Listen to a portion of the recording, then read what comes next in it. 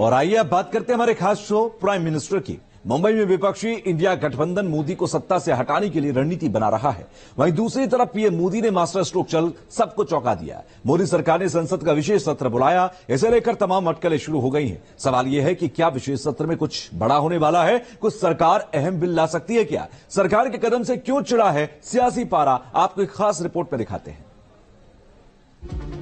क्या एक देश एक चुनाव पर बिल ला सकती है सरकार? क्या यूनिफॉर्म सिविल कोड लाएगी सरकार? क्या महिला आरक्षण से जुड़ा बिल लाया जा सकता है? क्या देश में जल्द हो सकते हैं लोकसभा चुनाव?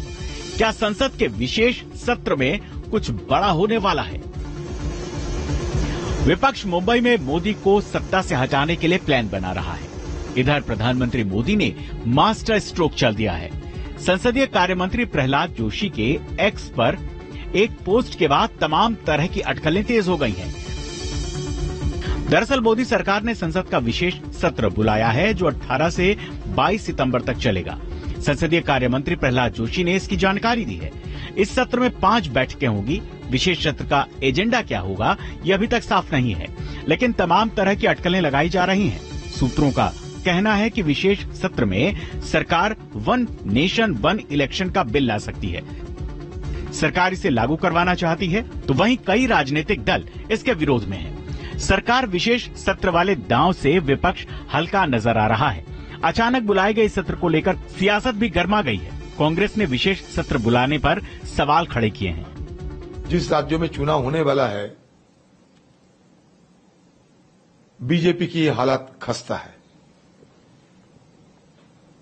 ये खस्ती हालत से बचने का कोई उपाय निकालने के लिए और लोगों को दोबारा कैसे गुमराह किए जाएं, इसी मकसद के साथ ये सदन बुलाए जा रहे हैं। वहीं कांग्रेस महासचिव जयराम रमेश का दावा है कि सरकार ने अडानी पर नए खुलासे से ध्यान भटकाने के लिए संसद का विशेष सत्र बुलाया है, लेकिन हम जेपीसी की मांग पर कायम रहेंगे।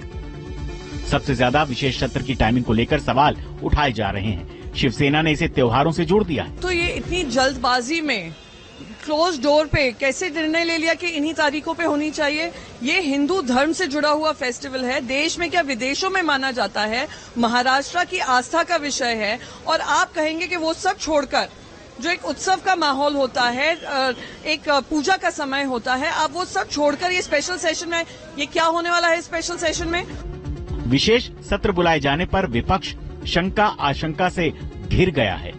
वहीं राजनीतिक विश्लेषकों का मानना है कि विशेष सत्र के पीछे मोदी सरकार तुरुप का कोई बड़ा पत्ता खोलने वाली है। विषय सबके सामने हैं, जैसे कि सरकार यूनिफॉर्म सिविल कोड पर चर्चा करती ही रही है।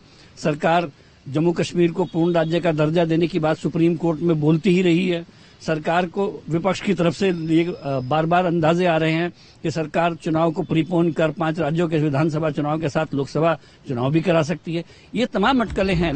दरअसल संविधान के आर्टिकल 85 में संसद का सत्र बुलाने का प्रावधान है। इसके तहत सरकार संसद का विशेष सत्र बुला सकती है। संसदीय मामलों की कैबिनेट समिति फैसला लेती है, फिर राष्ट्रपति की मंजूरी के बाद अधिसूचना जारी होती है कि प्रेसिडेंट को ये पावर होगा कि वो किसी भी सेशन को पार्लियामेंट के किसी भी समय और किसी भी स्थिति में बुला सकता है। इसके लिए एजेंडा निर्धारित करने की या इन्फॉर्म करने की जरूरत नहीं है, लेकिन कैबिनेट कमेटी जो है पार्लियामेंट अफेयर्स की, उसकी रिकमेंडेशन पर प्रेसिडेंट को पूरी तरीके से पावर है कि पार्लियामेंट को कॉल कर सके। इससे पहले राज्यसभा का विशेष सत्र फरवरी 1977 में बुलाया गया था। उस वक्त तमिलनाडु में राष्ट्रपति शासन बढ़ाया जाना था। यूपीए के शासन में लोकसभा का विशेष सत्र जुलाई 2008 में बुलाया गया था। तब लेफ्ट पार्टियों ने मनमोहन सरकार से समर्थन वापस ले लिया था। सरकार को अविश्वास प्रस्ताव का सामना करना पड़ा था। 20 जुलाई से 11 अगस्त तक संसद का मॉनसून सत्र चला था। सत्र में मणिपुर हिंसा को लेकर जमकर हंगामा हुआ था। विपक्ष मणिपुर पर पीएम मोदी के बयान के साथ चर्चा पर अड़ा था। कांग्रेस मणिपुर मुद्दे पर लोकसभा में मोदी सरकार के खिलाफ अविश्वास प्रस्ताव भी लाई थी, जो गिर गया था। दरअसल विशेष सत्र बुलाने के बाद विपक्ष की ये आशंका और गर्मा गई है कि सरकार जल्द चुनाव करा सकती है। ममता और नीतीश समेत कई नेता ऐसी आशंका जता चुके हैं। बहरहाल विशेष सत्र बुलाने को विपक्ष सियासत की नजर से देख रहा है, लेकिन सरकार का असल मकसद क्या है ये अभी साफ नहीं है। Team news nation. और आइए अब बात करते हैं बीजेपी की रणनीति की। इंडिया गठबंधन ने बीजेपी सरकार को सत्ता से हटाने के लिए कमर कस ली है, लेकिन बीजेपी भी इंडिया गठबंधन की काट के लिए अपनी रणनीति अपना रही है और इस मिशन 350 में भी जुट गई है। एक तरफ गठबंधन पर जोरदार प्रहार, दूसरी तरफ बूथ लेवल तक संगठन को नई धार दी जा रही है। क्या है 24 की जंग जीतने के लिए बीजेपी की रणनीति, आपको एक खास रिपोर्ट के जरिए दिखाते हैं।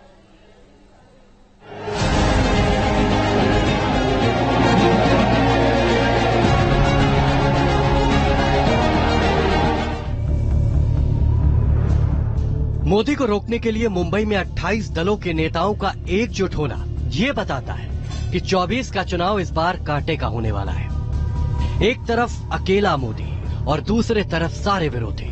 सवाल यह है कि क्या ये सारे दल इकट्ठा होकर मोदी के विजय रथ को रोक पाएंगे?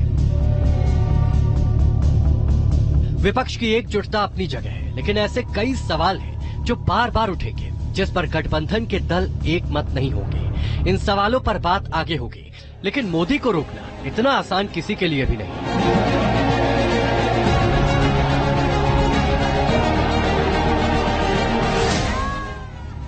बीजेपी की सॉलिड रणनीति तैयार हो चुकी है। मिशन 350 का टारगेट सेट हो चुका है। एक एक सीट पर मंथन का दौर जारी है। सूत्रों की माने तो बीजेपी 2019 की हारी हुई लोकसभा सीटों को जीतने के लिए कड़ी मशक्कत कर रही है।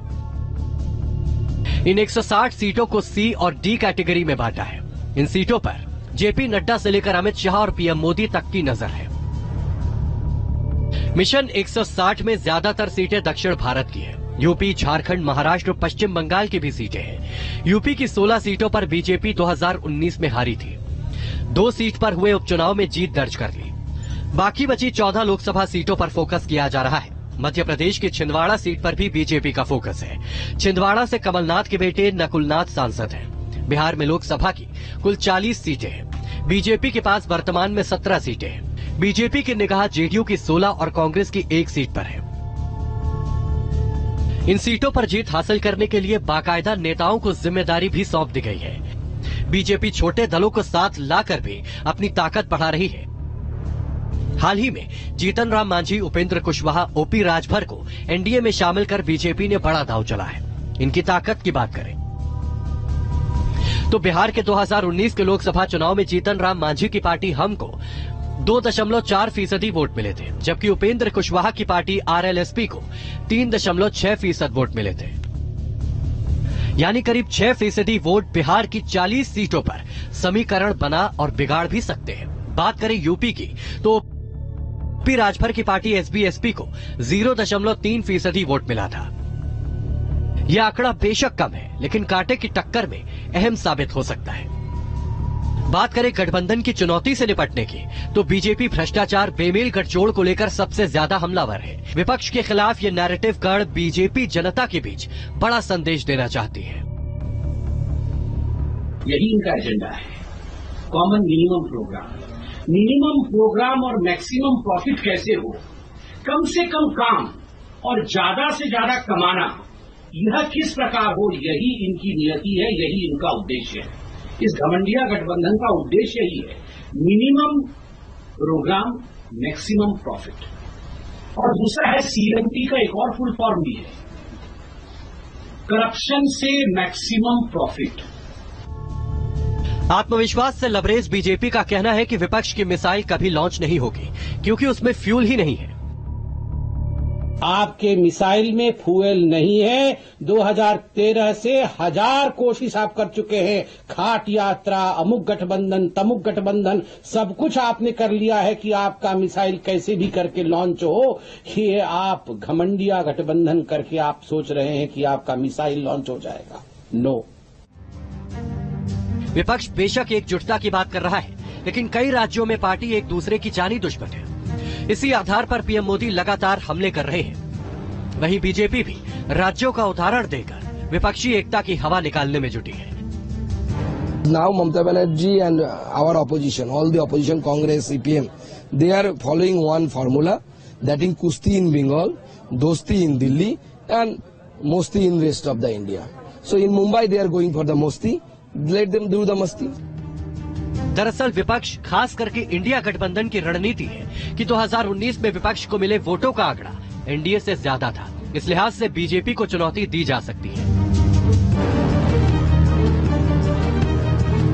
2019 के लोकसभा चुनाव में बीजेपी प्लस को 45% वोट मिले थे, जबकि विपक्ष को 55% वोट मिले थे। विपक्ष इसी आधार पर एनडीए को मात देने का दावा कर रहा है, लेकिन हकीकत ये है कि 2019 के चुनाव में बीजेपी को 224 सीट पर 50% से ज्यादा वोट मिले थे। सबसे ज्यादा स्ट्राइक रेट मध्य प्रदेश, गुजरात, राजस्थान और उत्तर प्रदेश में था। यानी साफ है कि विपक्ष अगर एकजुट भी होता है तो 224 सीटों पर बीजेपी को हराना मुश्किल होगा।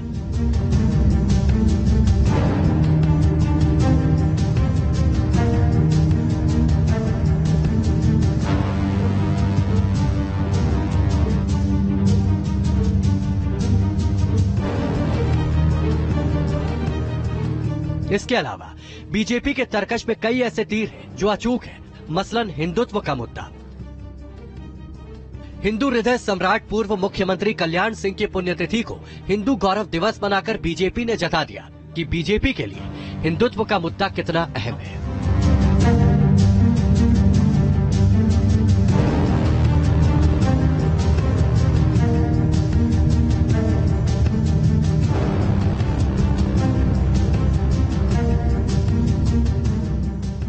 तो 2024 में राम मंदिर बनकर तैयार हो जाएगा। इसका भी पूरा क्रेडिट बीजेपी लेना चाहेगी, क्योंकि राम मंदिर शुरू से ही बीजेपी के एजेंडे में रहा है। इसके अलावा मथुरा काशी को लेकर भी बीजेपी आगे बढ़ रही है। बीजेपी का सबसे बड़ा हथियार राष्ट्रवाद है। राष्ट्रवाद को लेकर हमेशा आक्रामक रही बीजेपी हर घर तिरंगा रैली, मेरी माटी मेरा देश जैसा अभियान चला रही है। आजादी का अमृतकाल भी मनाया जा रहा है। आतंकवाद पर जीरो टॉलरेंस की नीति से भी बड़ा संदेश देने की कोशिश की गई है।